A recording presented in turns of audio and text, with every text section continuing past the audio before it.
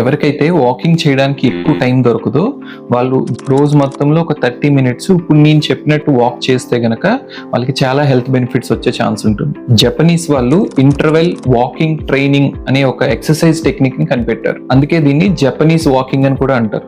ఇందులో ఏం చేస్తామంటే ఒక 3 మినిట్స్ పాటు ఫాస్ట్ గా వాక్ చేస్తాము, తర్వాత 3 మినిట్స్ స్లోగా వాక్ చేస్తాం. ఇలా 5 టైమ్స్ చేస్తాం అనమాట. అంటే టోటల్ 30 మినిట్స్. ఇలా 3 మినిట్స్ ఫాస్ట్ వాకింగ్, తర్వాత 3 మినిట్స్ స్లోగా వాక్ చేయడం వల్ల చాలా హెల్త్ బెనిఫిట్స్ వస్తాయని వాళ్ళు స్టడీస్ లో ప్రూవ్ చేశారు. అవేంటంటే బీపీ బెటర్ గా కంట్రోల్ అవుతుంది, షుగర్ బెటర్ గా కంట్రోల్ అవుతుంది. ఇవే కాకుండా మన ఊపిరితిత్తుల యొక్క కెపాసిటీ బెటర్ అవుతుంది, మజిల్ స్ట్రెంథనింగ్ అనేది పెరుగుతుంది, అండ్ అలాగే మన మెంటల్ హెల్త్ కూడా బెటర్ అవుతుంది. ఎందుకంటే మనం ఇలా ఎక్సర్సైజ్ చేసినప్పుడు మన బ్రెయిన్ లో రిలీజ్ అయ్యే సెరోటోనిన్, డోపమిన్ అనే కెమికల్స్ వల్ల మన మూడ్ అనేది ఎన్హాన్స్ అవుతుంది. అలాగే మన బ్రెయిన్ లో స్ట్రెస్ హార్మోన్ అయిన కార్టిసాల్ లెవెల్స్ తగ్గడం వల్ల మనకి యాంగ్జైటీ, డిప్రెషన్ ఇలాంటి ప్రాబ్లమ్స్ కూడా తగ్గుతాయి. సో మీరు కూడా ఒకసారి జపనీస్ వాకింగ్ మెథడ్ ని ట్రై చేయండి.